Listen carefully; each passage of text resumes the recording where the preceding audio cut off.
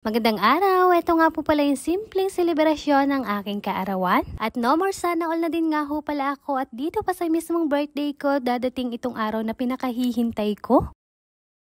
Bandang hapon na din nga ho pala ako nag-asikaso niyan at kako nga ho'y dahil birthday ko ngayon syempre hindi makakalimutang hindi nga ni makapagpansin. Ay siya dinibaga nga ho pala sa amin kapag ganyang may pensyonan o kaarawan ay talaga naman nga ning kailangan ng pansit, ika nga lang ng matatanda eto daw pampahaba ng buhay. Dahil ayaw ko naman nga ho na mapagod sa pagluluto yung mga kasamaan ko dito. Ayun nga kako ako na lang ang magluluto dahil konti din lang naman ito at madali din lang lutuin. Simpleng selebrasyon lang naman nga ho pala ito. Hindi ko naman nga ho pinakatuduhan ng handa kako ay may edad na hindi naman nakailangan na talagang bongga. Eto din lang naman talaga yung lulutuin ngayong araw dahil yung iba ko nga ho palang handa ay di in-order ko nga lamang. Tinulungan na din lamang naman ako ng aking tiyahin sa paggagayat ng mga pansahog. At eto dito sa may tabi ko katulong ko dito yung aking jowa sa pagluluto. Pansit gisado nga ho pala itong lulutuin ko ngayon. Ito 2 kilo din lang naman. Kaya kako kayang-kaya ko na itong lutuin. Hindi naman na sana nga ho pala ako maghahanda pero minsan nga ni may bumabagabagbaga naman sa isip ko. Kako naman ay kaya ko namang maghanda, bakit hindi minsan lang naman ito? Kaya naman na yan, kahit papano ako nga ho pala maghahanda at bilang pagpapasalamat ko na din ito sa karagdagang edad ko. Ayun naman, niluto ko muna nga ni ho pala yung magiging sahog nitong pansit. Nagisa muna akong sibuyas bawang, tapos ginisa-gisa ko din ko nga ho pala yung atay na panlaho. At nung okay na nga ho pala at luto na, sinet aside ko muna nga ni itong pansahog ko. Tapos ayun, naglagay na ako ng tubig dito sa kawa, tapos inilagay ko na din yung kanton na pansit. Papalambot-lambutin lang naman nga ho pala ito ng mga ilang minuto, tapos medyo papaigahin ko na din nga ho pala yung sabaw. Pansit kanton nga ho pala itong gamit ko ngayon pero dati kadalasan talaga bihon nga lamang kako nga hoy para maiba-iba naman ganito na nga lamang muna yung gagamitin ko. At nung ganito na nga ho palang itsura ni Rhea at malambot-lambot na din ayun nga pinaglalagay ko na yung mga sahog na dapat ilagay. Yung gulay nilagay ko na kasunod nun etong kikiam at yun din nga ho palang squid ball na kanina pa lamang ay pinagpiprito ko na. Kaunting halo-halo na din nga lamang ho pala yan at maya-maya ay hahanguin ko na din kaagad yan. Dali-dali na din nga ho pala ako sa pagluluto niyan dahil hapon na at yun nga't magdadala pa kami nito sa bayan pang merienda nga ho pala dun sa nagagawa ng aming bahay-sambahan. Buti na lang nakaabot at ayun nga't pagkadala namin ay di ayun pipick upin na din nga ho pala namin yung iba pang mga pagkain na mga in-order ko nga ho. Kaya naman pala ako iniwan itong dalawa kong kasamang si Tano at yung jowa ko ay sila na nga lang daw ang magpipick up ay yung pala ay may planong gagawin. Yun nga umuna na kami dito sa bahay sila na nga lang ho pala ang kumuha. Kaya naman pala namang tagal ay meron pang binibili ay talaga namang kakoy kamot na ako sa ulo anong tagal nila. Buti na lamang saktong-sakto, andito na din nga ho pala yung mga tiyahin ko ay di ayun at sila na din nga ho pala ang naglapag ng ibang mga in-order na pagkain. Matapos nga ho palang maihayin ayan bilang pagpapasalamat kumanta din nga lang ho pala kami diyan tapos ayun pinagpray na din ni tatay. Maaga nga ho pala kaming bumili ng cake kaya naman ayun nilagay ko muna sa rep tapos eto na dito na nga kami sa bahay kubo ay nalimut-limutan nga ni naming dalhin